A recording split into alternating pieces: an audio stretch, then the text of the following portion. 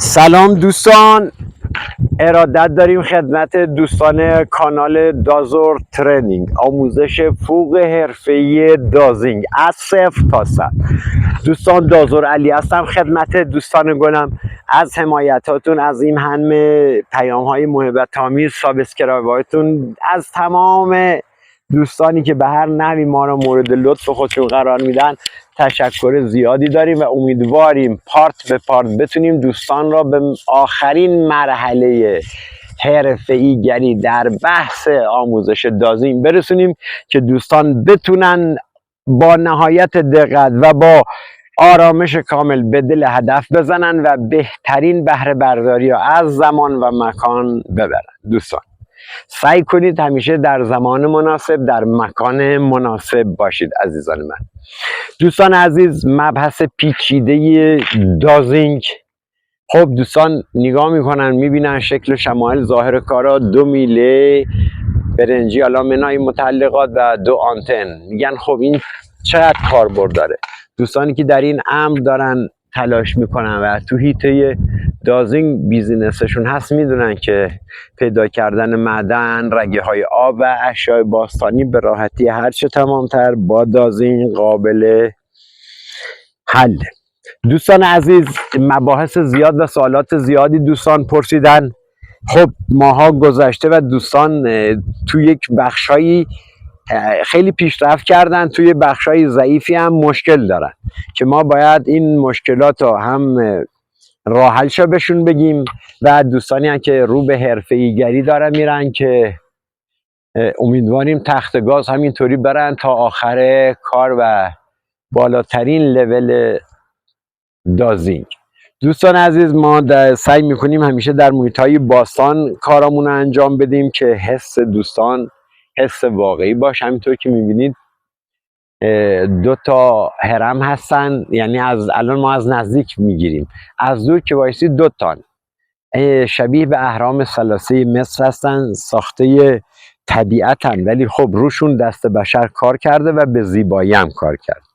مقبره های زیادی اطرافشون هستش، دنیایی از سازهای این اطراف هستش و دوستان عزیز خواهش میکنم با ما باشن در ادامه کارها که ببینیم دوستان چی میخوان و ما چی برای رو کردن داریم. همیشه یک برگ برنده تو آستین داشته باشید. همیشه حتی تو هر برنامه زندگیتون یک نقشه احتمالی هم داشته باشید. مثلا عمقگیری با شرایط آنتن بالا سر، حالا بیا عمقگیری با متراژ، به این میگن نقشه دوم کار. همیشه 2 تا 3 تا نقشه کار، یک راه حل بعضی موقع کافی نیست، نیاز به چند راه حل هستش که شما بتونید به راحتی هرچه تمامتر دقیق بزنید و لذتش هم ببرید. دوستان عزیزم، خدمت دوستانم که عرض کنم ما در این منطقه باستانی تک تک سوالات دوستان رو جواب میدیم. دوستان یه بخشش هستن ردیابی بسیار بسیار عالی میزنن، بسیار ردیاب های خوبی هستن تو امر دازینگ. بعضی از دوستان به نتیجه رسیدن که عکس و فیلم میفرستن و خوشحالی ما 2 چندان میشه، ولی خب دوستان زیادی هم هستن که در بحث لوکیشن آخر و نقطه زنی اینجا به اشکال میخورن. من خدمت دوستان عرض کنم در چنین مواردی دوست عزیز من کل ریز و نکات دارم بهتون میگم که شما به عنوان یک راه میانبر اصلا برای زندگی را طی کنید، با در کمترین زمان ممکن به بهترین موفقیت ها دست پیدا کنید. سرعت دازینگ همینه. اگه بخوای با قوانین دازینگ بری جلو با سرعت بسیار زیاد به خواسته هات میرسی. راه میانبری هستش، سرعت و قدرت بالایی داره، فقط اینه که دوستان ببینیم در چه حدی میخوان خودشون مچ کنن. ببینید مقبرهایی هستن در کناره همین به اصطلاح سازه سنگی بزرگ وسط یک دشته. 2 تا سازه هستن پشت سر همن. حالا از نمای بعدی که بگیریم 2 تاشو میبینید که گفتم شبیه به اهرام مصر، حتما ببینید و لذت ببرید. دوستان عزیز، یک برگه، یک دفترچه یادداشت تو جیبتون باشه. نقاط رو تقسیم بندی کنید. نقاط درجه 1، درجه 2، درجه 3. درجه 3 چیه؟ درجه 3 نقاط ضعیفی که کشندگی آنتن همگرا واگرایی ضعیفی داره. نقاط درجه 2 اونایی هستن که تا حدودی متوسط یا متوسط رو به بالا، و نقاط درجه 1 حساب میشن اونایی که مثل تیکاف یه ماشین مسابقه تو فرمول 1 همونطوری آنتن در جا بلا فاصله شروع میکنه و محدوده رو به شما میده. دوستان عزیز، من الان آنتنا رو در میارم و چند تا کار انجام میدم اینجا که امیدواریم دوستان هرچی بهتر و هرچی قدرتمندتر بتونن سریع این مراحل رو طی کنن و به چیز برسن. پس دوستان عزیز، یادتون نره، خواهشی که ازتون دارم، اولا در حفظ دستگاه خیلی مواظب باشید، آنتنا تا نخوره، بالاخره فشار بهشون نیاد. اینا همه نکاتی هستش که شما دوستان باید رعایت کنید. پایه ها آسیب نبینه. قبل از کار پایه ها آنتناتون رو چک کنید. همه چیز رو چک کنید و اقدام به انجام کار کنید. ببین دوستان، همینطوری که الان میبینید ما این سازه رو الان چون ما نزدیک، اینا همه راهکاره، اینا همه یه سری از کارهایی هست که شما باید با جون دل بهشون عمل کنید و راه خودتون رو کشف کنید. ببین دوستان، من الان در نزدیکی این محدوده باستانی هستم. عیب کار چیه؟ امتیازی نداره چون من خیلی نزدیکم. از لحاظ دنیای باستانشناسی ببین، تک تک معادلات رو رعایت کن، تک تک تکنیکا رو رعایت کن تا به دل هدف بزن. همینطوری که میبینی ما الان نزدیک به خود هدفیم. اگه ما از 50 متر 100 متر اونورتر بزنیم، با یک آنتن اینجا رو میگیریم و نیازی به چندین بار آنتن زدن نیست تا بریم رو اصل مطلب که خدمت دوستان عرض کنن چطوری و چه کاری باید بکنن برای رفع اون خطاهایی که اول کار گفتم. دوستان، این محدوده باستانی هستش. از دوست فیلم بردار من خواهش میکنم طوری فیلم بگیرن که این دوتا آنتن اینجا من بتونم دقیق نشون بدم. چون من نزدیک خود این سازه هستم مجبورم چند تا آنتن بزنم، در صورتی که اگر دور وای میسادم با یک آنتن میفهمیدم چه خبره، چپ، راست، شمال، جنوبه، ولی الان مجبور به جابجا. اینه که میگم دوستان فاصله عمدن اومدم نزدیک که ای به کار نزدیک زدن به شما بگم که دلیلش چی. خب میریم برای شروع کاری سنس میکنیم تا سوالاتمون که یکی یکی پاسخ بده. به این دوست عزیز، مرکز اینجا هیچی نداره. ببین مجبوریم خطی انجام بدیم، خط موازی. اینجا هم چیزی نداره دوست من، اینجا هم نداره دوست من. میریم قسمت تقریبا شمال و میبینیم که راحت در پایه سنگی که یه علامت قرمز روش زده نزدیک اونجا یک آلارمی دستگاه یک کنشی به ما میده. ببین من الان از عمدن رد میشم که خودش دوباره پیدا کنه. ببین دوست من، ببین بازم دوست، میخوام درجه 1 درجه 2 رو اینجا براتون بگم. ببین دوست من، این نقطه درجه 2 حساب میشه. به چه دلیل؟ به دلیل کنش آنتنا. ببین این کنش آنتنای منه، من میفهمم چند ثانیه وقت میدم، نقطه رم پیدا کردم، میدونم نقطه دقیقاً در چند متریمه.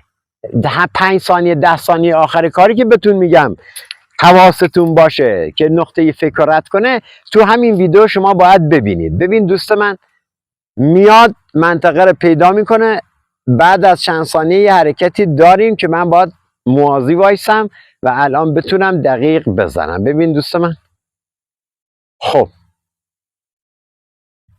من دقیق الان ابعاد، من الان بخوام حساب کنم با توجه به محاسبه دهنی آنتنام، من 20 متر 25 متر حداقل با نقطه اصلی خودم فاصله دارم.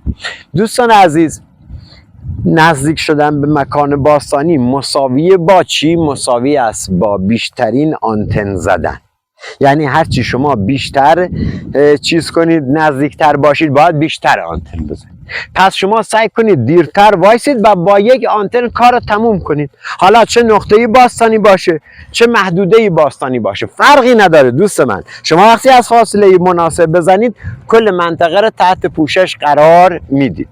ما الان میایم اینجا که شما دوستان عزیز چیزایی اینجا ببینید که هم جالب هستش، هم خلاصه یه دانشگاهی برای آموزش.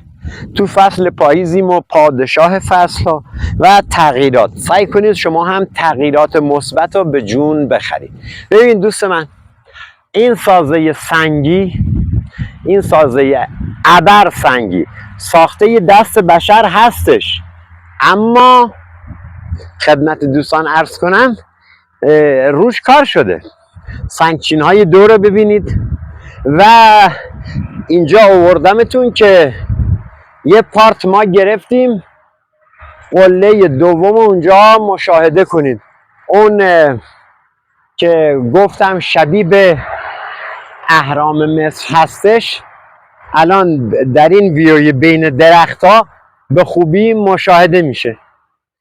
راحت معلومه دو تا سازه سنگی بسیار بزرگن، یعنی شبیه به اهرام ثلاثه مصر.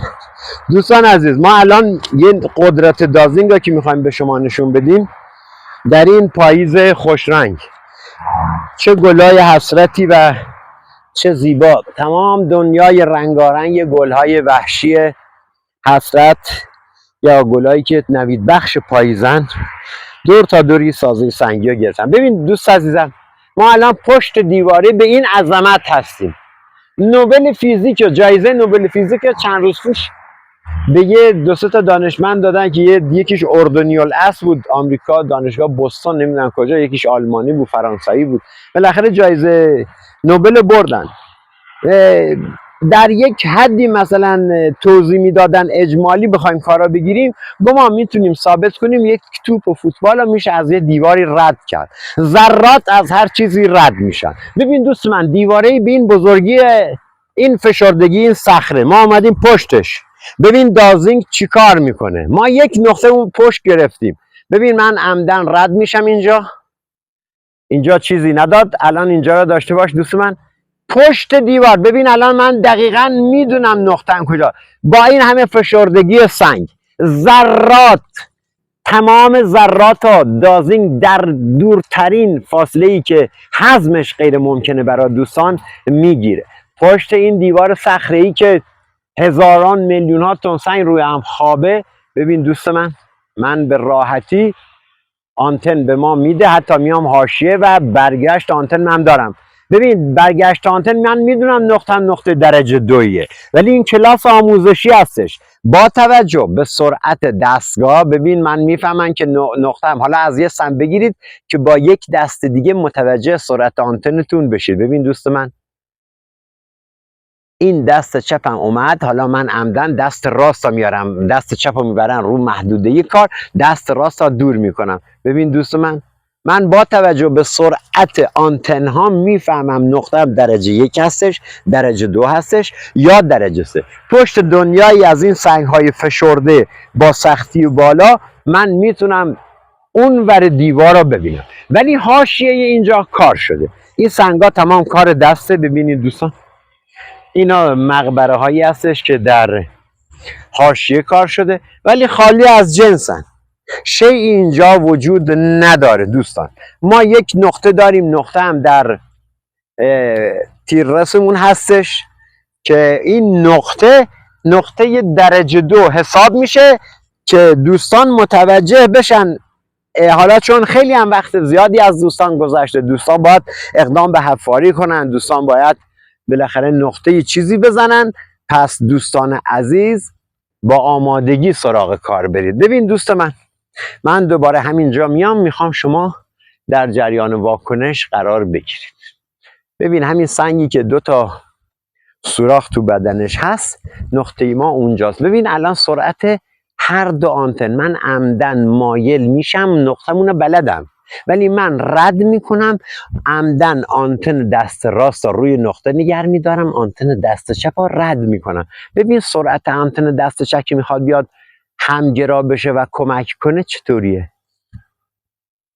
ببین قشنگ اومد. الان جامو برعکس میکنن، آنتن دست راست رو میذار، دست چپ ها میدونم رو هدف، آنتن دست راست رو انحراف میدم به پایین تر. ببین دوست من، خب دوست من، با توجه به این سرعت من میدونم نقطه خوبی هستش، نقطه باستانی هستش، ولی طبق رتبه بندی میره تو رده 2 قرار میگیره.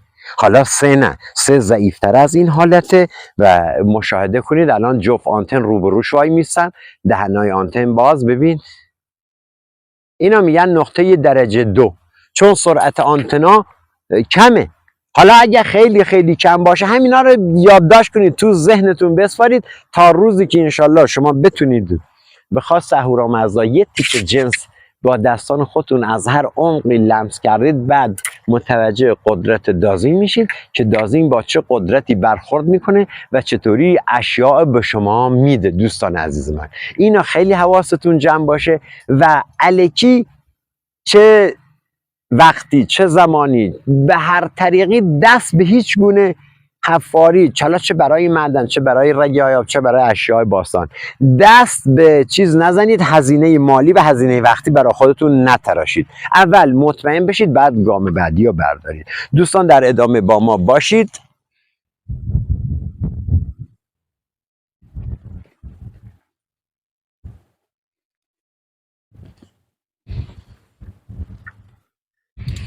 دوستان گلم، طبیعت فرش شده با انواع گلهای پاییزی. همینطور که میبینید این سازه سنگی دومیه، بزرگه در پایین دستمون هستش و کوچیکه در اینجا.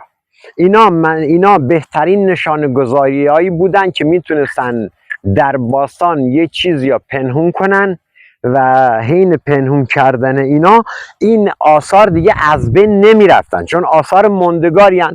نه سیل، نه باران، نه بالاخره از هر چیزی، از هر گزندی اینا در امان بودن و به عنوان محیط اطرافشون مثلا با گام های مختلف، شاید در دل خود اینا ساز چیزی پنهون کنن، شاید مثلا 20 گام، 100 گام، 200 گام در چنین محیط هایی که میایین، حتما دوستان عزیز حداقل تا شعاع 500 متر، 1 کیلومتر این اطراف رو بزنید، چون ارزش داره. بعدم سرعت دازینگ اینقدر بالا هستش که چیزی به نظر نیاد. سازهای بزرگی هستن به عنوان یکی نمادهای بسیار مهمی هستن، اسمای نامی هم روشونه. چشم برم بسیار بزرگی به اسم چشمه برم در این نزدیکی ها هستش که هزاران اینچ آب میده بیرون، همیشه چهار فصل، همیشه این آب نه تغییری داره نه چیزی. بهترین زمینهای کشاورزی منطقه کوهستانی برای شکار، یعنی تمام چیزها اوکی بوده که کسی بتونه اینجا یک تمدن شکل بده و ما شاهد چندین تمدن اینجا هستیم، از ایلام الا ساسانی دیگه، بینشون خودتون شمارش کنید. دوستان عزیز، برمیگردین روی بحث اشتباهات دوستانی که اشتباه عمقی دارن و هنوز تمریناشون در اون حد نشده که بتونن راحت یک عمقی رو بزنن. خدمت دوستان عزیزم عرض کنم، شما لوکیشنی که به دست میارید یه بار به دستش نیارید. اگه لوکیشن به دست آوردین 2 متر در 2 متر بود، شما 4 بار 5 بار اقدام به مثلا این کنید که این لوکیشن رو قشنگ دوباره تفکیک کنید. شاید نقطه فیکی داشته باشه، لوکیشن اصلا نیم متر جابجا شده باشه، 1 متر جابجا شده باشه، شما با همون آنتن اول خوشحالید، قوی میگیره و دقیق از بغل اشیا رد میشید. اینا رو در ذهن مبارک بسپارید و با دقت فراوان و میلیمتری بهشون عمل کنید. در فواصل مختلف میزنید، لوکیشنتون رو در آوردید 2 در 2. خب حالا میای 5 متر ازش فاصله میگیری، بعد میزنی، دوباره استراحت میکنی، 10 متر ازش فاصله میگیری، دوباره میزنی، همینطور آرام آرام آرام آرام تا این لوکیشن ابعادش به دست شما بیاد و خطاهای محاسباتی کم بشه. دوستان این یه مورد بعدی، تو عمق زنی خیلی خطای محاسباتی برای خودت در نظر بگیر. وقتی حفاری میکنی ببین در چه حدی خطای محاسباتی عمق داری که وقتی به یه سکه با یه شی یا به یه رگه آب هر چیزی میرسی، ببین خطای محاسباتی نیم متر، 40 سانت، 30 سانت، چقدر که اینا رو بتونی یواش یواش طی تمرینا رفع کنی.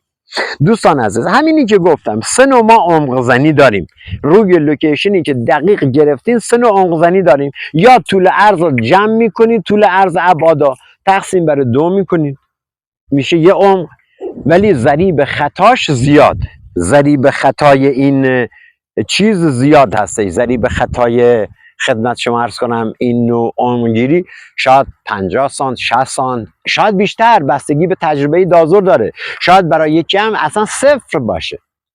بهترین نوع عمق زنی همین عمقیه که آنتن دست چپ روی مرکز هدف وایسه و آنتن دست راست بالای سر، به ازای هر دور خلاف عقربه ساعت 1 متر، که این نیاز به تمرین داره، نیاز به ممارست زیاد داره. شما این بافت صخره‌ای میخواد بزنید به ازای هر دور خلاف عقربه ساعت 1 متر، این دشت رو میخواید کنارش بزنید به ازای هر دور خلاف عقربه ساعت 1 متر و نیم. پس دوستان عزیز اینا رو تو ذهن مبارکتون بسپارید و دقیق عمل کنید. عزیزان من شوخی نیست. دازینگ اینجا که بزنیم تا 1 کیلومتر اطرافمون تو این دشت راحت به ما نشون میده. بس اینه که شما بتونید با تکنیکاش جلو برید، دست پاچه نشید. وقتی یه نقطه رو به شما در 50 متری داد، از همینجا دوباره شروع نکنید، راه برید تا پیداش کنید. با توجه به ابعاد دهنه آنتن که در این حد مثلا وایساد، الان من مجبورم دستامو طوری بگیرن که شما نوک آنتن رو دقیقاً فاصله بین دو آنتن رو ببینید. حالا اگه مثلا 5 سانت بود، شما 20 سانت بود، شما جمع کنید، استراحت کنید، 30 متر برید دو طرفتر، یکی دیگه بزنید. نیاز نیست دیگه 30 متر رو طی کنید که روی اعصاب و روان شما اثر داشته باشه. دوستان عزیز خواهش میکنم نکات ریز و تک به تک یک به یک اجرا کنید تا موفقیت حاصل بشه. و دازینگ هم تنها دستگاهی هستش که در عین سادگی بیشترین قدرت مانور رو در محیط به شما میده. خب شما آقا این تپه صخره‌ای به این گستردگی، حالا یه عده میگن مثلا اون سوراخی که اونجاست، علم باستان هر کسی دید میگه اون سنگ دوربینه، سوراخی که اونجا تو وسط سنگ هستش. ببین هر سری یه عقلی، ولی شما وقتی رو دازینگ سوار بشید دیگه نیازی به نشانه خوانی ندارید. دازینگ هر چی باشه، از 1 گرم تا 1 تن تا نمیدونم چی، اصلا بگو 1000 تن به شما تقدیم میکنه. اینا باید دقت داشته باشید. دازینگ ارزش وقت گذاشتن داره. دوستان عزیز لوکیشن رو قشنگ طراحی کنید. عمق زنی هم اگر عمق زنی طولی کردید و محاسبه کردید، خطای محاسباتی براش در نظر بگیرید. حالا 3 متر طوله، 2 متر عرضه، خب میشه 5 متر، تقسیم بر 2 میشه 2.5. خب 2.5 شما دقیق نگیرید تو ذهنتون، یا 2.20 تا باید به شما بار بده 2، یا تو 3 متر. یعنی ببین تفاوتش اینقدره. دوستان عزیز اینا رو در نظر بگیرید خواهشاً. الکی خودتون خسته نکنید. خواهش میکنن دوستان، بعضی تو همین گروه خودمون بالاخره یه کارایی میکنن، البته خیلی‌ها که دیدم و لذت بردم، چه دقیق به دل هدف زدن. بعضی از دوستانم خستگی نصیبشون میشه که انشالله با توجه به رعایت کردن این تکنیک ها راحت به هدف میزنن. دوستان در ادامه با ما باشید، بازم خدمتتون هستیم با نکات کلیدی. ببین دوستان ما در حاشیه این تپه که نه، این سازه سنگی دست طبیعت ولی دست بشر روش کار کرده، خیلی سازه درش وجود آورده هستیم. ما با یک آنتن که اینو الان بزنیم تا ارتفاع خود بالا را به ما میده، چون این برای دازینگ ارتفاعی حساب نمیشه. اینو خدمت دوستان بگم، تا 10-20 متر پایین کار شما بدونید که زدید. حالا اگه دورتر باشید که خیلی اوکی تره و راحت تر میزنید. حالا ما با یه فاصله نزدیک اینجا میزنیم و اقدام به چیز میکنیم. ببین دوستان سرعت واگیره رو داشتید، چون نقطه‌ای که ما داریم در سمت تقریبا شمال غرب ما قرار داره. اینجا چیزی به ما نداد دوستان. وقتی نمیده یعنی کلا نمیده. حالا ما راه میفتیم میریم بالا که شما دقت کنید چطوری و با چه تکنیک های جایی توری رو که حالا شما فکر کنید یه تپه اصلا خاکیه، یه تپه است با کلا خاکی، با خاک درست شده. ببین اینجا ما دوستان به چه دلیل آوردم اینجا یه حفره زیر سنگه. حفره رو میبینید الان دوستانی که میگن دستگاه حفره میگیره، این یک حفره که زیر سنگه. شما وقتی خوراک رو دستتون سواره دیگه اصلا دوست عزیز من حفره نمیگیرید شما مگر اینکه خوراک همراهتون نباشه. ببین سازه به این فشردگی دقت کنید، به سرعت هرچه تمامتر ما واگرا داریم و آنتنا برگشت دارن، میایم رو دیواره بعدی. دیوارم داشته باشین دوستان من. اینجا هر آن امکان داره چیزی درون این سازه قایم کرده باش. حالا دقیقاً میریم پشت رو نقطه خودمون. ببین سرعت آنتنا منو داشته باش نزدیک به نقطه ایم. ببین نقطه‌مون رو گرفتیم، ولی با چه سرعتی دوستان من. ببین دوباره تعویض آنتن کنین، آنتناتون رو جابجا کنید. مثلا بعضی موقع برای اینکه از تمیزی چیز پیام چیز باشید مطمئن باشید. حالا ببین دوست من، ببین نقطه رو به من داد، خیلی عالی. ببین رد میکنم دوباره نقطه به من داد. خب اینجا میاد نقطه به من. الان دهنی آنتنا ببینید دوستان من شاید 5 سانته.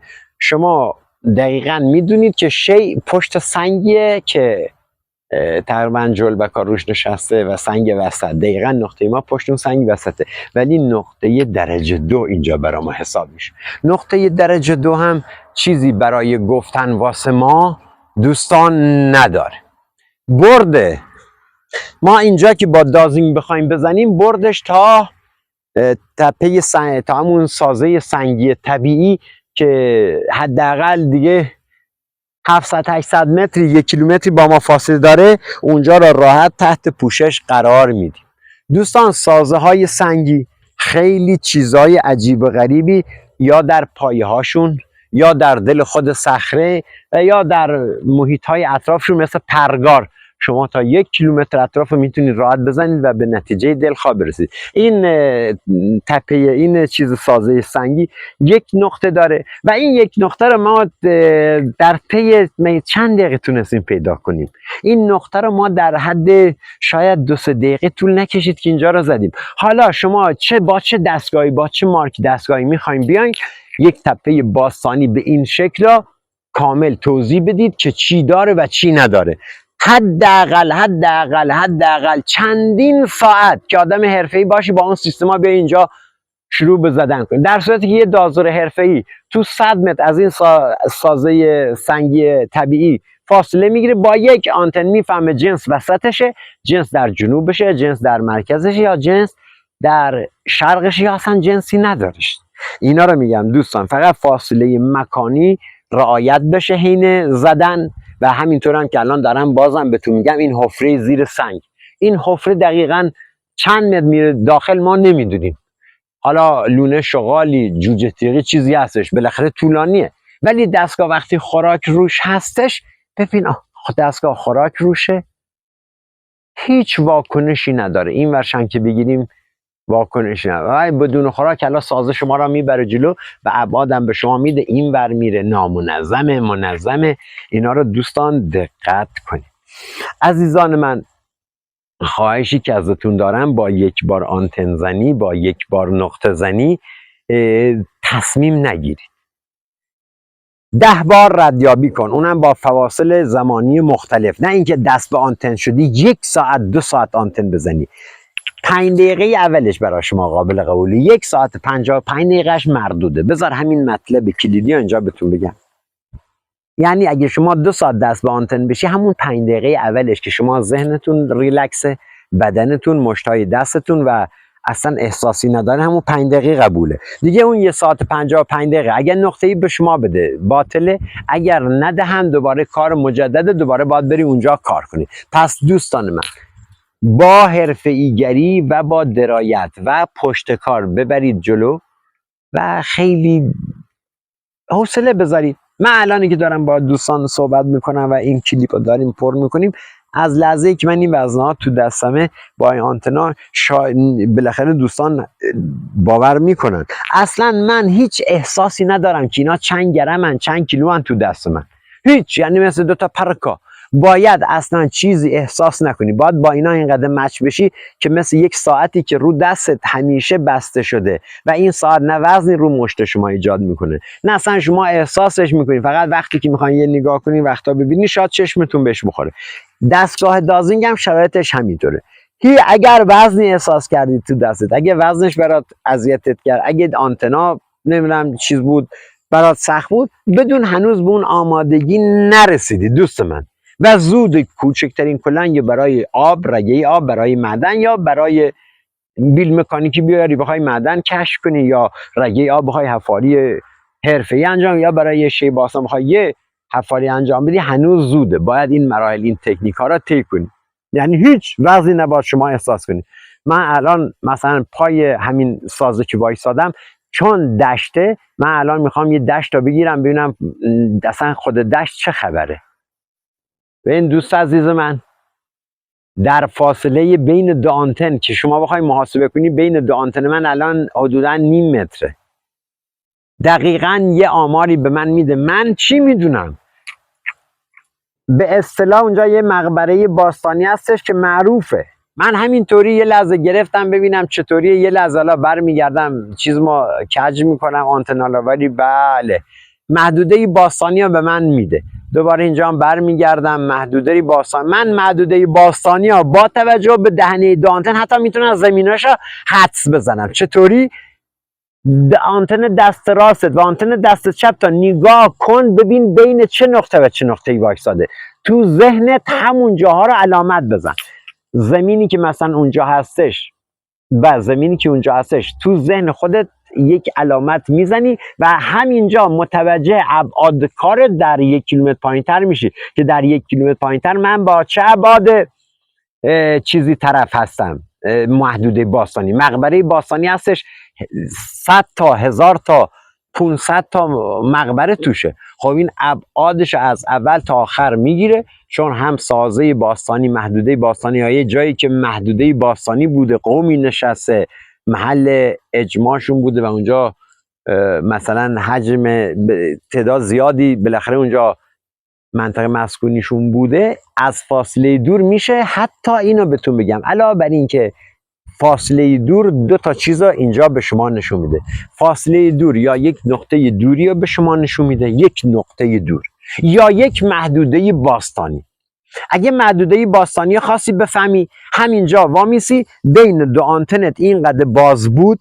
ببین من میگیرم رو شلوارم که مثلا رنگش مشخص باشه. اگه بین آنتنتون نیم متر باز بود 2 آنتن، شما میفهمید در 700 800 متری شما یک محدوده باستانی هستش تا 1 کیلومتری. اگر باز شدن زیاد بود، در این حد بود، شما مطمئن باشید که از 1 کیلومتر به بالا شما گرفتین و اون محدوده باستانی کلا زیر تیررس شما داره که به شما میگه باید برید جلو و محدوده رو کاوش کنید. هرچه دهنه ابعاد بازتر باشه شما دورتر از مکان هستید و با توجه به همین چیز دهنه آنتن، الان اگر نقطه بود که نقطه است، یه نقطه قدرتمنده. اگر نبود یک سازه باستانی که شما با توجه به دهنه 2 آنتن میتونید بدون جابجایی همینجا بفهمید محدوده کارتون از نقطه آ تا نقطه سی. همینطوری حساب میکنید آقا این 500 متر طول داره. خب این 500 متر محدوده باستانیه. من چطوری عمل کنم؟ بعد میری اونجا دیگه خطی مثل صفحه شطرنج 1 2 3 یعنی طوری تنظیم بندی میکنی نقاطا که هیچی از زیر دست در نره. تک تک قبرها، تک تک سازه ها را جدا جدا میگیری. ما الان این نکات رو مجبوریم اشاره کلی بکنیم تا انشالله که الان یه محدوده باستانی از دور برای شما توی پارک گرفتیم، میریم اونجا و شرایط نقطه یابیش رو 10 تا نقطه است به شما میگیم، یه نقطه است به شما میگیم، اینا رو هم هست که توضیح بدیم. دوستان پس تکنیک ها رو حتما تکنیک های مهم رو یادداشت کنید، بخصوص وقتی میرید اینجا آقا دستگاه زدی، اینجا قفل شد. ببین آقا من الان با حرکت دستم، من چون یه نقطه جلو دارم الان آنتنا رو ول کنم نقطه رو میگیره. ببین نقطه رو فوری گرفت، 2 سانت هم بیشتر فاصله بین آنتن ها نیست، من نزدیک نقطه‌ام. حالا من مهار میکنم پشت آنتنا. حالا شما فرض کن یه نقطه اینجا یه ضربه در به شما داد، یه ضربه در آرومی به شما داد، یه ضربه در رو به متوسطی شما داد و یه ضربه در تندی به شما داد، خیلی شلاقی. خب اینا رو تو ذهنتون یادداشت کن که یواش یواش خودت لول کارا رو طی کنی، بفهمی اصلا کجا باید تصمیم بگیری. حتی یک قرون هم نباید هزینه کنی روی تصمیم اشتباه. حتی 2 ساعت از عمر خودتون رو تو این کار مثلا نذارید روی کار که به اشتباه بیفتید. دوستان با حوصله، با دقت و ریز کارا. دازور مثل گفتم فلوته، دستت روی چیزی رد بشه یه صدای ناهنجار. آقا گفتم بازم میگم، شمایزاده ساکسیفون میزنه، یه ساکسیفون هم بدین دست من، اصلا نمیشه قیاس کنید دوست عزیز. اصلا 10 میلیمتر بنده، چی بگم. به یک حرکت کوچیک، با یک حرکت کوچیک شما میتونید به دل هدف بزنید و مطمئن باشید اینجا هدف. قفل سینه کامل دارید، قفل سینه رو حساب کنید چقدر طولشه، اینجا میدونید حجم ریختگی وسایلتون، حجم پخشش چقدره. یا مثلا اگر من یه مثال خوبی برای شما بزنم، اگر یک شمشیری، حالا شما فرض کنید اصلا یه تابوت یا یه شمشیر، اگه یه شمشیری به صورت عمودی تو خاک فرو رفته باشه، عمودی، خب دستگاه روش قفل میکنه، راحت به شما ابعادم میده. ولی اون قفلی که این شمشیر عمودی رو زمین انداخته تو عمق فرق میکنه. این دیگه از اینجا که دست شمشیر رو میگیره تا آخر ادامه میده.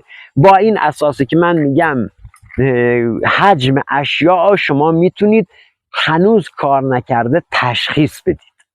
این خیلی نکته مهمیه. هنوز کار نکرده میتونید حجم اشیاء زیر تشخیص بدید با توجه به قفل سینه. هرچی قفل سینه ادامه دارتر باشه اشیاء بیشتره، حجم کار بیشتره. هرچی قفل سینه کمتر باشه اشیاء کمتره. و یهو میبینی اصلا قفل سینه در این حد هست و بلافاصله میاد رد بشه. این شما رو ناامید نکنه. یک سکه درک خودتون قیمتشو میدونید، حداقل بین 1.5 میلیارد تا 3 میلیارد خرید و فروش میشه. خب کلی حرفه. یا اصلا یک، حالا هر چیز بگیریم، یک انگشتر نگیندار یا هر چیزی، مگه چقدر آلوده کرده ولی نقطه زنیش کمه. اونجا که آنتن قفل سینه داری، قفل سینه شدید داری ولی کمتر از اون اشیاء بزرگه. اینا را دقت کنید، یادداشت کنید و بعضی از پارت‌ها را چندین بار ببینید که این آمادگی ذهنیتون در اون حدی باشه بتونید تو دل یه صخره راهتون رو پیدا کنید، توی دشتی، لب رودخونه‌ای، مقبره‌ای، تومولوسی، همه دیگه سخت‌تر از این صخره ما که نداریم. این صخره اگر چیزی الان درونش باشه، ببین ما خوراک طلا و نقره استفاده میکنیم. ما الان اینجا بحث آموزه، من میخوام دل این صخره رو بزنم ببینم سازه توش هست یا نه. ببین دوست من میگه اصلا چیزی شبیه به این با این مولکول و با این بافت این نقره عیار بالا نیست. شما یه طلا هم بزنید، رو طلا هم امتحان کنید. اینجا بحث آموزشی هستش، من دارم رو نقره امتحان میکنم، من رو طلا هم تپه رو میزنم. ولی خب میخوام اینا بهتون بگم، اول طلا، دوم طلا، بعد نقره و فلزات دیگه. دوستان عزیز، فقط پشتکار، دقت و حوصله است که یک دازر مبتدی به یک دازر حرفه‌ای در کمترین زمان تبدیل میکنه. اونم با توجه به راهکارهایی که برای اولین بار هستش تو جهان یکی داره به این صورت توضیح میده که اصلا میلیمتری نکته‌ای جا نمیمونه. من تمام داشته ها ما رو میکنم، شاید الان 40% از داشته ها رو کردم دارم، یعنی تا من بخوام تکمیل کنم این پروژه دازینگا میذارم که شما دوستان عزیز طوری بزنید به هدف که کلنگی که زدی یا بیل مکانیکی آوردی قشنگ به معدن بخوری، قشنگ رگه آب پیدا کنی و قشنگ به اشیاء باستانی دست پیدا کنی. خیلی تر و تمیز و با کلاس جلو میری، هیچ گونه تنش روی روانی نداشته باش. این که بیای با دوستت، با زن و بچت، با حالا آقا یکی تو ترافیک بوق زده باش دعوا کردی، یه دست به یخم شدی، خب میخوای بری دازینگ بزنی، اصلا نمیشه. شما باید در یک روزی، من گفتم در زمان مناسب، در مکان مناسب باید باشی تا شما موفق باشید. دوستان بازم تاکید میکنم، الان من همینطوری دوباره نقطمون رو میزنم که شما یک برداشتی داشته باشید. ببین آنتن دست راست من نزدیک هدفه، آنتن دست چپم روی هدفه، آنتن دست راست جداست. ببین من با توجه به محاسبه سرعت برگشت این آنتن، یا اگه اینو جابجا کنم با توجه به برگشت این آنتن، حالا میام مساوی میشم و این با توجه به سرعت همگراییشون میفهمم آیا میشه دازور علی وقت بذاره اینجا 100 میلیون، 1 میلیون، وقتش 2 ساعت 4 ساعت بذارم کاری انجام بدم یا نه. با توجه به سرعت همگرا بودن آنتن ها شما تصمیمتون رو قطعی کنید، نه یک بار، چند بار، 10 بار 15 بار آنتن بزن، دقت کن و بعد تصمیم بگیر. لوکیشن کارتو کشیدی ناراحت نشو، حالا آقا من شاید جابجاش کنم، خود چه اشکالی داره؟ شما مثل یک کاغذ که روی مقوا بکشید، حالا یا گچی یا چیزی میارید، ابعاد کارتون رو به دست میارید، مثلا یه مستطیل یا یه مربع، حالا یا یه دایره، هرچی، یا اصلا نامنظم یه زوزنق است. حالا شما 10 دقیقه بعد، 1 ساعت بعد، 2 ساعت بعد دوباره بزنید، شاید نیمه، شما شاید نقطه فیک رو گرفتی. من الان ببین همین نقطه که اینجا هست، ببین دوست عزیز من، همین نقطه که اینجا هست ببین گرفتم.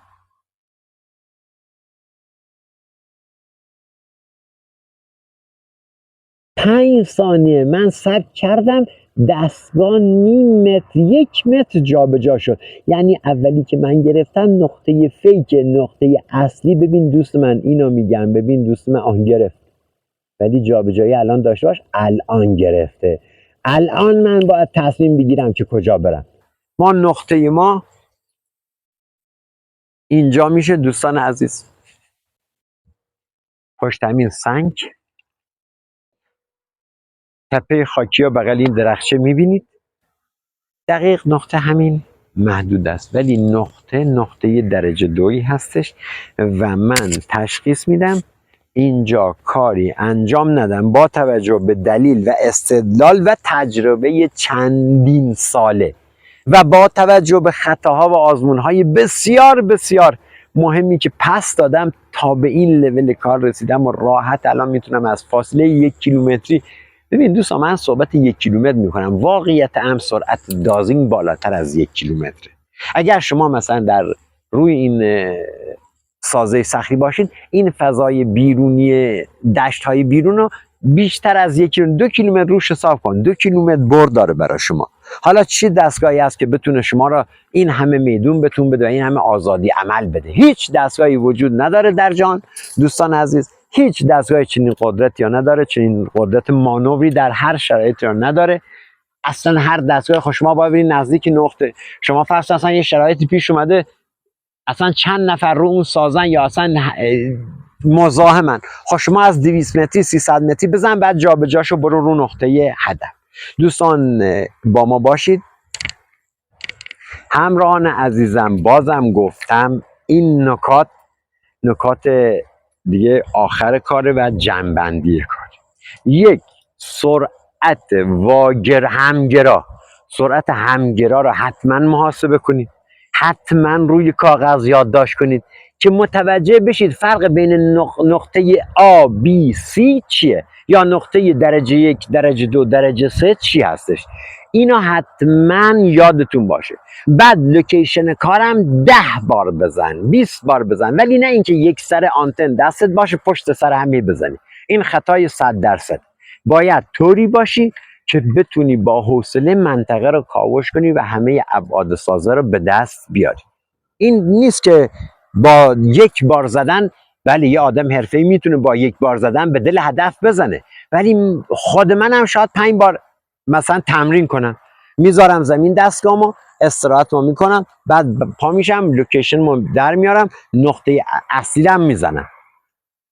عمق گیری هم همیشه درصد خطا روش داشته باشید، مگر حتی عمق گیری که مسلطی آنتن دست چپ رو زمینه، آنتن دست چپ رو سازه است، آنتن دست راست بالاست، شما باید بتونید و خطا را حساب کنید.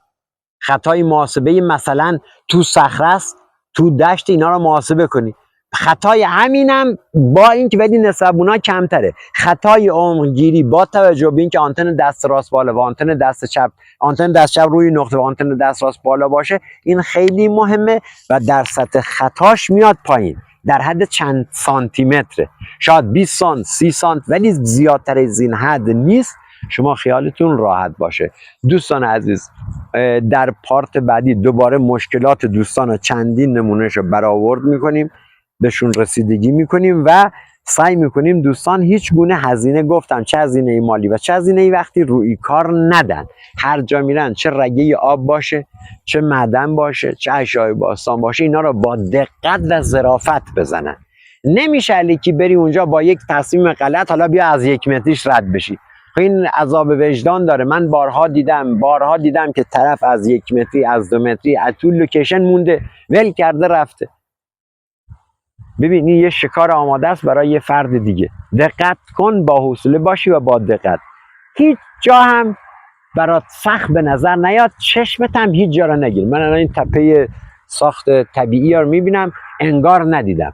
1000 تا مقبره باستان، اصلا تخت جمشیدم جلو چشمم بیاد من اصلا هیچی نمیبینم. من اجازه میدم دازینگ قدرت نمایی کنه و این تخت جمشید رو برای من اسکن کنه، ببینم کجاش وسیله است، کجاش داره. هیچ چیزی نباید ذهن رو به طرف خودش بکشونه. 100% خطاست. اگه دیدت و ذهنت حتی چشمت چیزی ها گرفت، حتما رو به خطا داری میری. اصلا هیچ چی رو نبین، همه چی رو به دازینگ بسپار تا دازینگ لوکیشن و نقطه دقیق به شما میده.